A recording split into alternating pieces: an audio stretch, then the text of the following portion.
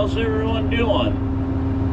Had a couple people ask me how I put a crown into a road. Well, I will explain that here the best I can. I'm going to work on a couple different camera angles to show you guys some different things, and we'll get started here. So I'm sitting on the road here. I'm in the 2019 Cat 140 with the antler rack and steering wheel today. So I got my level gauge, and that shows I'm right at 5%. So I'm shooting for 4 or 5%.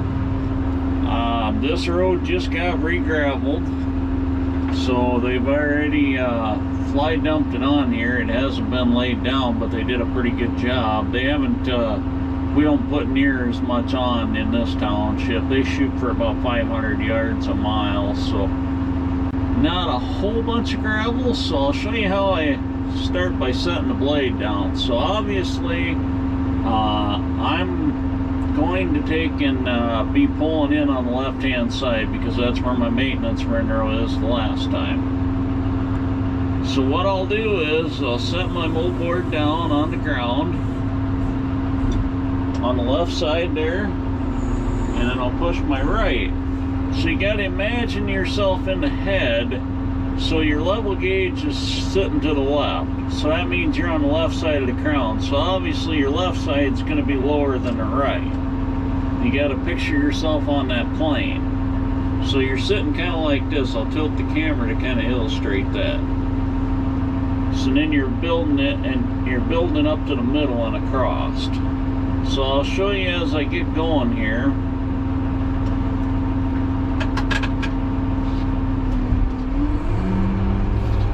So I set my left side of the blade down, and I got my right side on the ground here now, so you can see that. And then I got my right front tire running on my center line.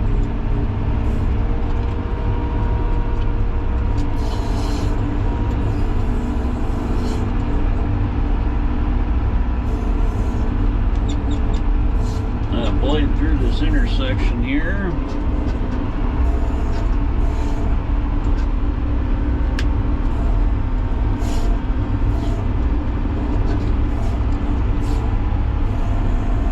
So now I'm actually showing on my level gauge that I'm more than 5%, which is fine.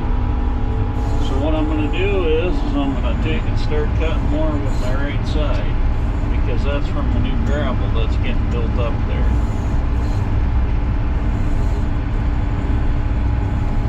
So you see I'm not really cutting much on my left hand side, and there's actually kind of a gap on between the grass out there.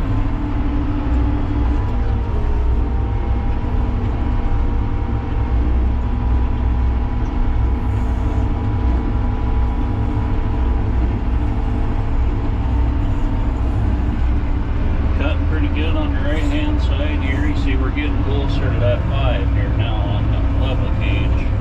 I want it between that 5 and 6 right now, since I'm dealing with new material. I'm going to be cutting that new material up in the middle, because that's obviously where it's the heaviest, and then I'll be rebuilding that 4 or 5% back into the road bed here. So I'm not cutting much on the outside left side, making sure I don't undercut the shoulder. I had a viewer ask me what I mean by undercutting the shoulder. And what I mean by that is if you're digging on the left hand side and you're leaving a lip out there off of your edge where the water can't drain nicely, that's what I mean by undercutting. You're going to leave a lip out there, and that's going to allow the water not to drain.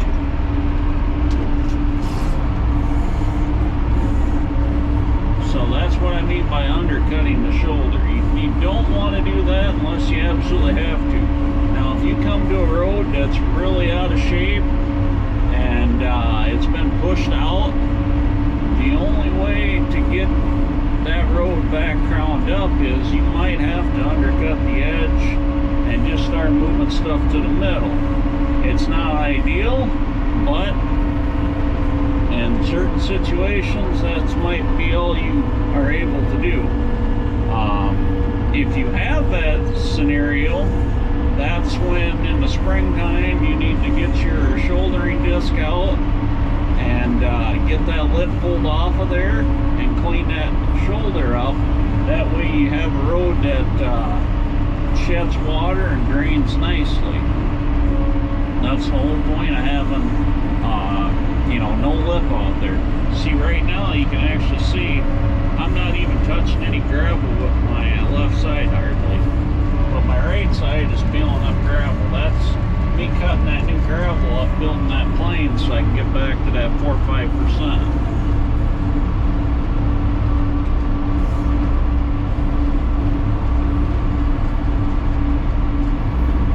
But I'll take and set the camera up here in the cab, and I'll kind of show you guys what I'm doing with my hands and what I'm looking at, visualize in the cab here.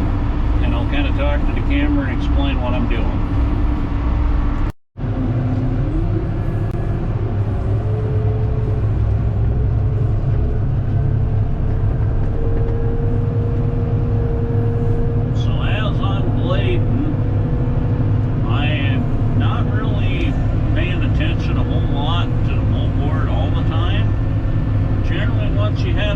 It's going to take care of itself.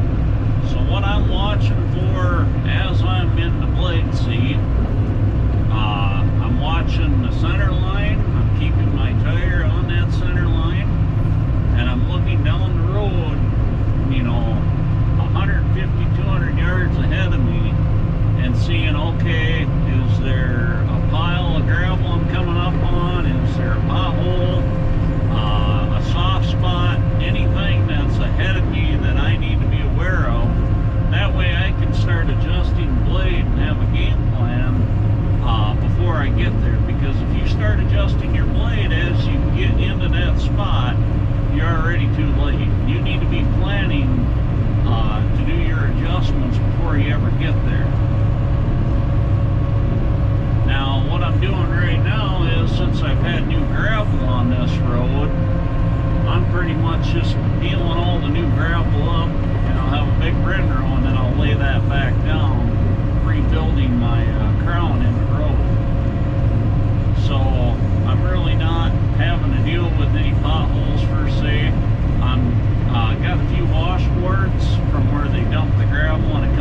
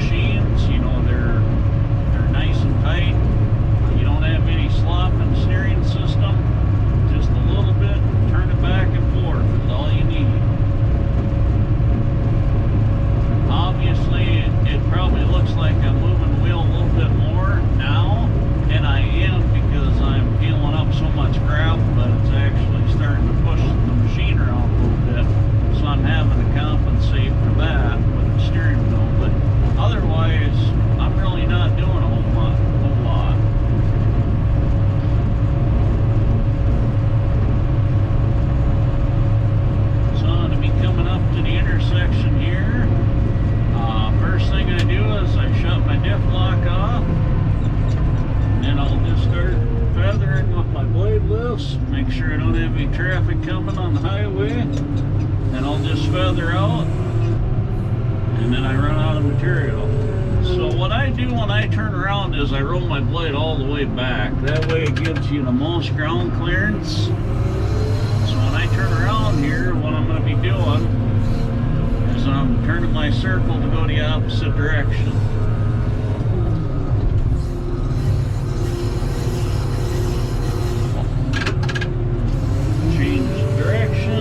Get my moldboard slide around, roll my pitch back ahead, get my blade set for the right width here.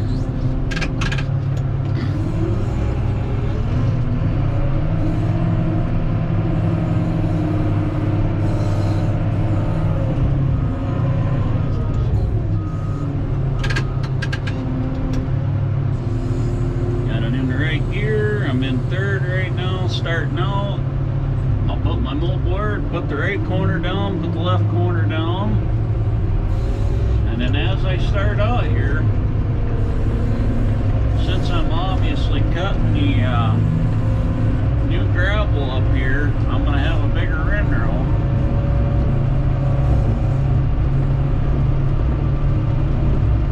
And in essence, I'm actually cutting the whole road out, so healing up a big windrow of material here. Throw my diff lock back on. And then down the road I'll go. But I'll get this all healed up, and then I'll get some outside shots of how I set my moldboard down, and then what the end process looks like working the crown back into the road.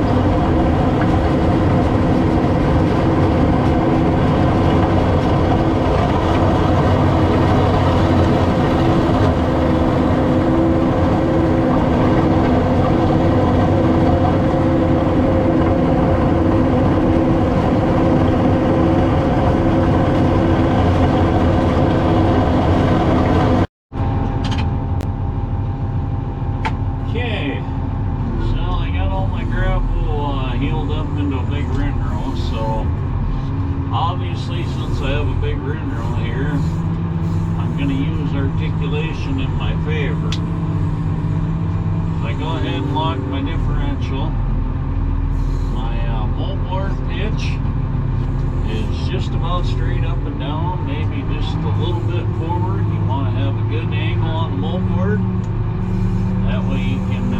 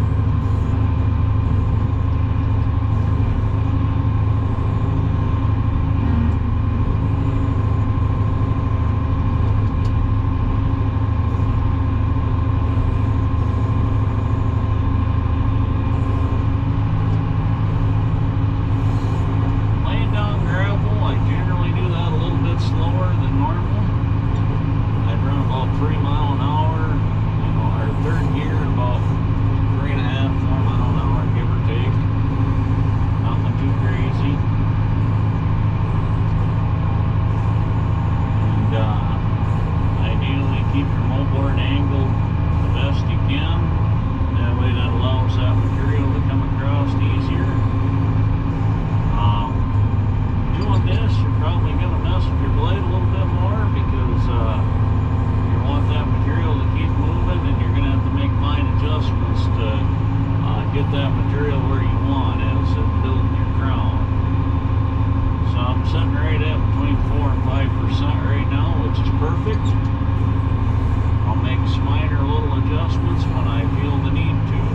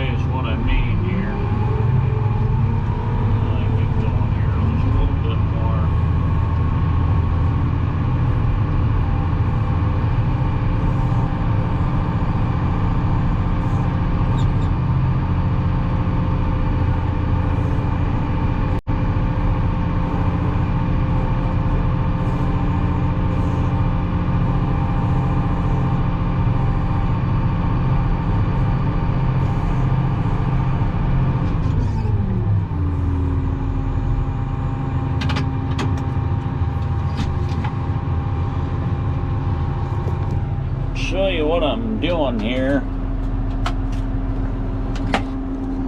Hop out of the blade here and I'll show you how I got set up.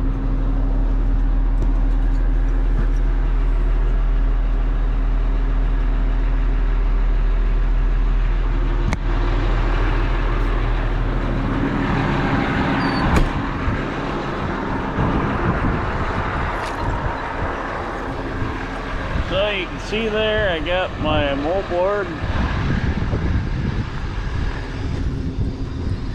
So the way I set my machine up here is I'm articulated and my tandems are running right next to that grass line.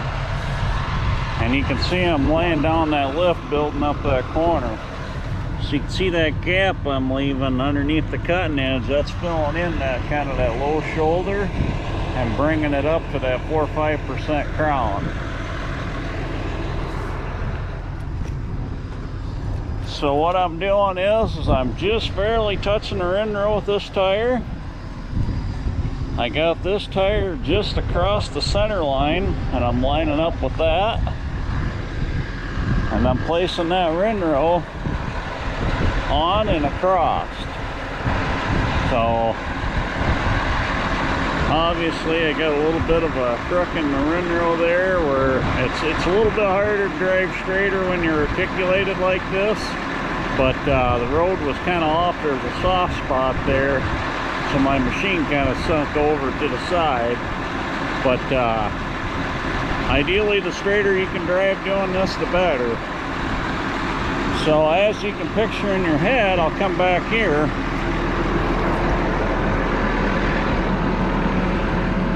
So this is the original road bed.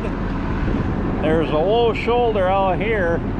So I'm actually putting quite a bit of material right in here to build that up. That way when it rains, the water can come directly straight off the road and drain into this road ditch here.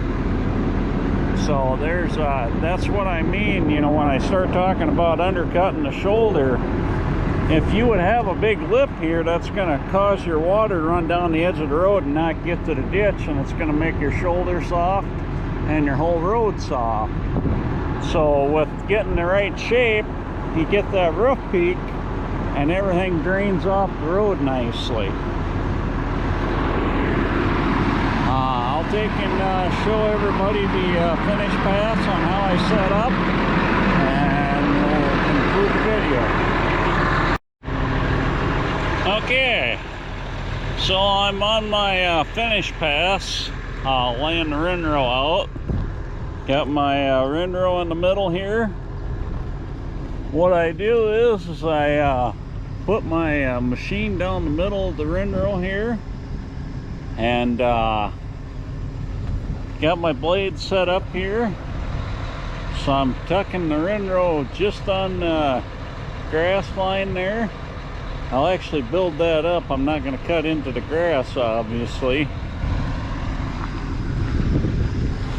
But what I do here is to lay that crown in. You got to picture a peak of the roof like on a house per se. So you can see I got my pull inside here, so from my shoulder to center line, and then I got right where my wheel track is here. That's my crown to my shoulder here. So if you kind of get back, if you get down in the ditch here and you look at it, you can see that roof peak there on that center line. That's building that 4 or 5% cross slope in your road. And as you look on the machine here, I got that lined up. I'm putting it just on the outside of my existing wheel track when I pulled in the first time, if you can see that. Take you up here and I'll show you. So that's something I used to line up with, is my existing wheel track. I'm putting that windrow right on top of it and just off of it. And then a lot of times when I taking blade off, ideally this wheel track here that I had when I pulled it in the second time here.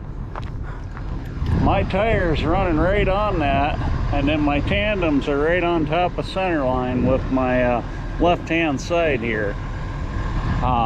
Blade position, I got a pretty good angle, and I roll my moldboard all the way ahead and then just a little bit back. I want to be able to see that whole cutting edge underneath here.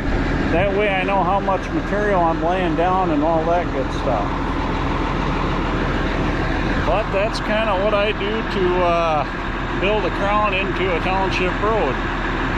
If anybody's got any questions, put them down in the comments or a video suggestion. Would like to thank everybody for watching, and please like the video, subscribe to the channel, and we'll catch you on the next video. Thanks for watching.